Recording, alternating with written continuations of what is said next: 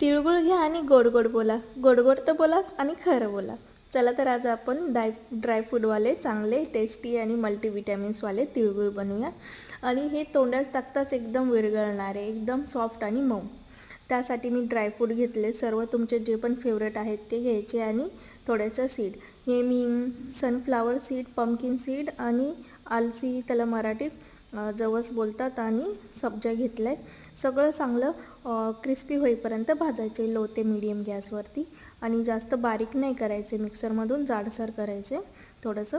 आणि कढईमध्ये तूप टाकून त्याला पावडरला चांगलं भाजून घ्यायचं एकदा लो गॅसवर. त्यानंतर परत कढईमध्ये तूप टाकून गूळ टाकायचं आहे चाचणी बनवण्यासाठी.